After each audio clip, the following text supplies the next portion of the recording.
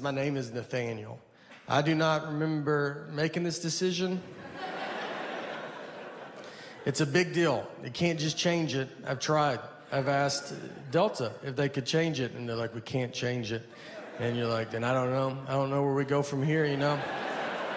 If you can't do it, who can do it? I mean, is that why people call senators? Do they do it? I don't know.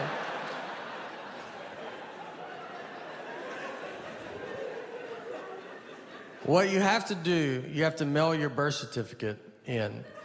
Some moms give their children their birth certificates. I've never received mine.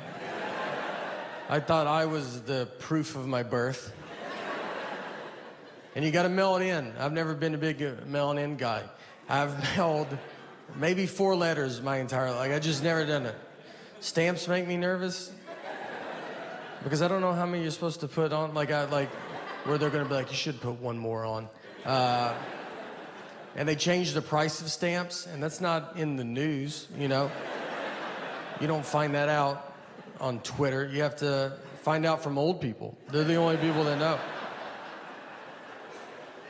They keep up with it. They're like, stamps went up. You're like, okay. All right. Is it $100? Like, they're furious. They're like, is it $100 a stamp? It's 3 more pennies. So, I will never go through that process to get my name changed, so I just deal with it. And it gets brought up. Once I was checking a bag, and the guy by the counter, he sees my ticket says Nathan, the license says Nathaniel, and he was like, this is not good. He goes, these names don't match. And I was like, but they match, right? Like, you can see the leap that we took to get from one to the other.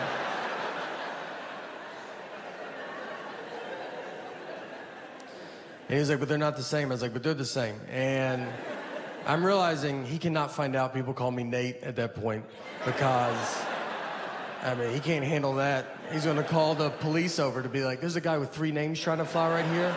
If you guys wanna just shoot him from over there or something. So I was like, what do you want me to do? And he goes, you should go home. That's all I got. He's like, I can't believe you've made it this far. I was like, let me just try it, you know? Shouldn't I try it? I said, look, I'll give you that those names don't match. But what I think is gonna help a ton is the picture on the ID. Something that I've always loved that they did. And I think with 70% of that name matching and 100% face, it's 170%. I think I'll get through. And this is what he told me. This is honestly what he said. He goes, look, man, I get it, all right? He's trying to relate to me. And he was like, my name's Joseph. That's what's on my license. So I can't buy a ticket under my nickname Bart. They're not gonna let me through. And he said it like, right? Like, do you know does that make sense? And I was like, that doesn't at all. Those are 2 different names, all right? I should be over there and you should be over here because that's how you're treating me. Like I'm a Joseph Bart.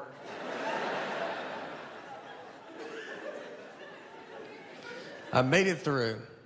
And on that trip, I was going to Seattle. And if you've ever been to Seattle, Mount Rainier is near Seattle. That's what they call it that. And I don't know if that's true, just so y'all, it felt like y'all took that like, yeah. So we were going out to Mount Rainier, and I was with a buddy of mine. And Mount Rainier it's the 3rd biggest mountain in America. It's a good one to go to. I don't know who number 1 or number 2 is, but maybe one day it will be number 1, you know? Do mountains keep growing? I don't think we know that yet. So it's a good time to see it. It doesn't have the attitude of a 1 or a 2. So me and my buddy, we rented a car. He's driving. On the way out there, I see a dead horse just laid out in this guy's yard. And I've never seen that before. And I was like, man, I bet you don't think about that when you buy a horse, it dying. You know, what do? That's a huge thing, dying in your yard. You can't just scoot it off into the woods with your foot. and try to get another one that matches before the kids come home. You have to tell your wife to keep the kids away for a month. You got to Google how to move a dead horse. You got to probably try to get another horse to help you do it, and that's not easy. That's what the blinders were invented for, because it's like, just look ahead. Don't worry about what's going on back. No, look. Or you gotta get your friends to help you do it, and you can't spill the beans too quick on that. You think it's hard for them to help you move a couch? Try a dead horse. You gotta lie to them, like, we're getting a divorce. Just come over, bring your truck and some gloves. And when they get there, let me tell you, they're gonna see it, all right? Everybody saw it. It was next to the road. And they're gonna pull into that driveway and just be like, I don't think they're getting a divorce at all. I think we're here to move that dead horse is what I think. Let's let him bring it up, all right? Make him ask. But I'll be shocked if we don't touch that dead horse today.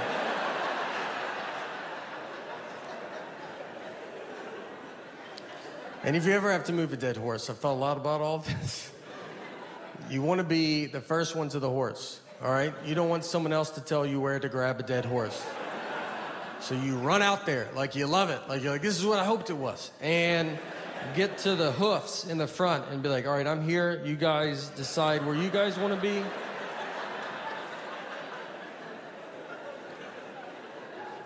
So now we are basically at Mount Rainier. That was the whole car ride. And if you ever go, just so you know, you have to pay to go up it. It's not a free mountain. Someone bought it, and they're charging tickets. It's also all uphill. It's a nightmare. So be ready for those things. We drive up, we park, and we're walking up the trail. So we're going up it. Halfway, I can barely breathe. And this couple's coming down, so I stopped them. I was like, hey, is this enough where we're at? You know, is this like, you get it? Like, we're not trying to live on this mountain. And the lady goes, I'm 75 years old, and I did it. And I was like, all right, maybe that's why you didn't hear the question that I asked.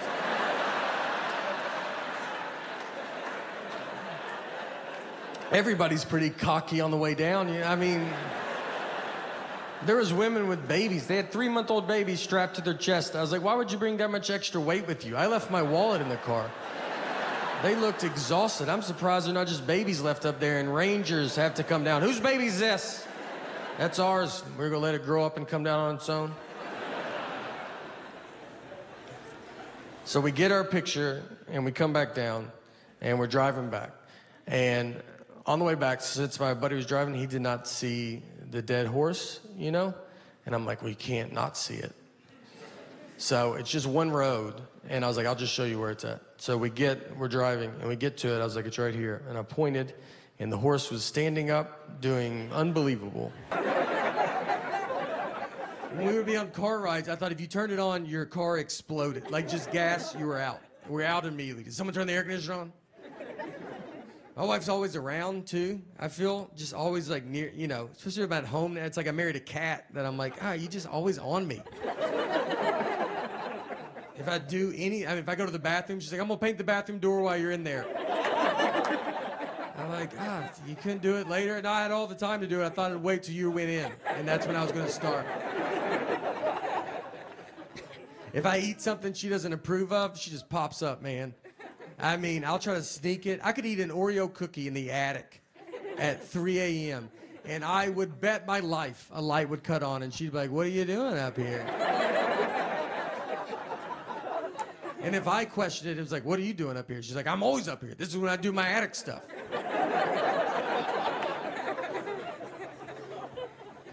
She put Life 360 on my phone.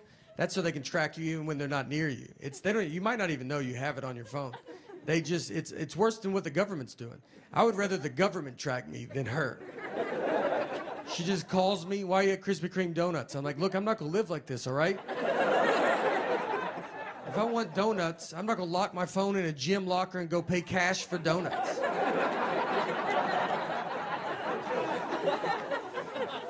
I've done it, but I'm not gonna do it every time. God forbid I go to a store she has a coupon for. I mean, I'll be walking into the parking lot, just get a call, don't buy anything, I have a coupon. I'm like, do you think I'm gonna come home and get that coupon? Is that what you think's about to happen? I'm gonna try to pay more now that you called. I don't even know if Target allows that, but I'm gonna try to negotiate up on this toothpaste. You better hope they don't ask me to round up. I'm rounding up. I hate coupons so much, and she's addicted to them. She will not let me leave. Like, I got a coupon. I'm like, I just feel so stupid. I'm buying deodorant, and I'm like, I don't have all the money, but I'm almost there. But I do have this coupon. One day, I hope to be able to pay full price. We are saving up as much as we can. One of the best fights we got in, the fight wasn't good, just ridiculous fight, was over the saying, one fell swoop. Just over that saying. My wife and I, hold on, this is the last one. I just hear one in the background. Because you hear it from a far distance. And then it's like, he's going that way. Does it sound like he's going the other way, right? All right. Y'all are like, we don't even hear it, and I'm just up here. I mean, just haunts me for the rest of my life. Every show, we're back and doing theaters, and I'm like, is that a helicopter? Do you guys hear a helicopter? And they're like, inside the building? I'm like, yeah, do you hear it? Does everybody hear it? Everybody get down. Everybody quiet down. Is that a helicopter in this?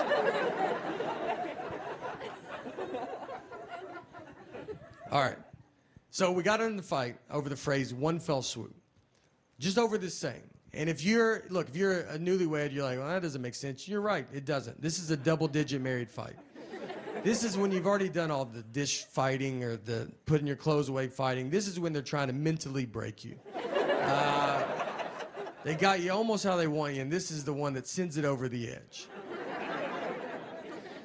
So my wife, she wanted to go visit her parents one weekend, and her parents are divorced, and which has been hardest on me, to be honest. That's something people don't talk about, you know? When you marry into divorce, I mean, they divorced because of her, not me, so why do I have to go to 50 different houses? So she wanted to go visit her parents, and shit, I want to do it in one fell swoop. Now, I've never heard my wife say the phrase one fell swoop. We've been together 20 years, she's never said it. And it felt like someone that day told her, hey, you should start using one fell swoop more. And she goes, I'm about to call my husband, and goes, perfect, use it 40 to 50 times on him. So she calls me, and she goes, I want to go visit my parents, and I want to do it in one fell swoop. And I go, all right, let's do it in one fell swoop. She goes, I want to do it in one fell swoop. I go, let's do it in one fell swoop, you know? Let's swoop it up, I'm down. And she kept saying it, one fell swoop, I mean, over and over again. And then when she went to describe this one fell swoop trip, she goes, we'll go to my mom's, come home, then go to my dad's.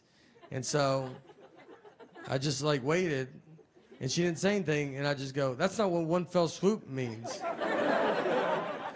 And instead of possibly just being wrong, she goes, I know what one fell swoop means. I go, yeah, it doesn't sound like you do, all right? And we have the same last name. I can't have you out there in a one fell swoop conversation.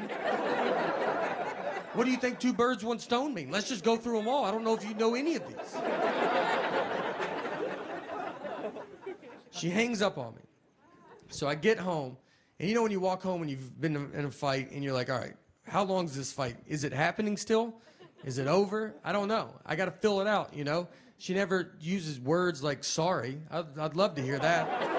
I mean, that's a word she definitely doesn't know what it means. And I say it all the time. I walk around the house with just a sack of sorries, just handing them out all day. I try to give her some, like, would you like to carry some of these? She's like, I don't have pockets, so I'm good. We didn't talk that whole night. I mean, we're just sitting there, our daughters, like, we're watching TV, eating, and I'm like, hey, you know your mom's crazy, right? And then she's like, did you do your homework, or you don't want to be dumb like your dad? And then your daughter's just like, are y'all lunatics?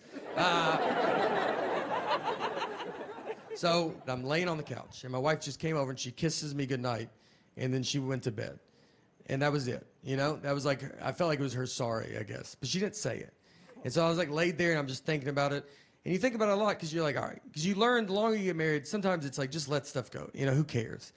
And the next morning I get up, and I kind of still wanted to talk about it. Because we didn't talk all night, you know? So I went into her, I was like, look,